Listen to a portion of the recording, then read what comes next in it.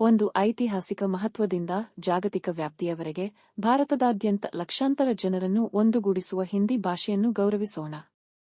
ಹಿಂದಿ ಎಂಬ ಪದವು ಪರ್ಷಿಯನ್ ಪದ ಹಿಂದ್ ನಿಂದ ಬಂದಿದೆ. ಉರ್ದು ಬದಲಿಗೆ ಹಿಂದಿಯನ್ನು ತನ್ನ ಅಧಿಕೃತ ಭಾಷೆಯನ್ನಾಗಿ ಮಾಡಿದ ಮೊದಲ ಭಾರತೀಯ ರಾಜ್ಯ ಬಿಹಾರ. ಹಿಂದಿ ಪ್ರಪಂಚದಾದ್ಯಂತ ಸುಮಾರು 600 ಮಿಲಿಯನ್ ಜನರ ಸ್ಥಳೀಯ ಭಾಷೆಯಾಗಿದೆ.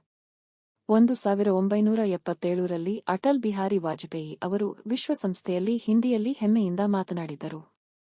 ಜನವರಿ 26, 1950ರಂದು ಆರ್ಟಿಕಲ್ 343ರ ಅಡಿಯಲ್ಲಿ ಹಿಂದಿಯನ್ನು ಅಧಿಕೃತವಾಗಿ ಪ್ರಾಥಮಿಕ ಭಾಷೆಯಾಗಿ ಗುರುತಿಸಲಾಯಿತು. ಹಿಂದಿಯ ಅಚ್ಚ ಮತ್ತು ಸೂರ್ಯ ನಮಸ್ಕಾರ ಪದಗಳು ಈಗ ಆಕ್ಸ್ಫರ್ಡ್ ನಿಘಂಟಿನಲ್ಲಿವೆ.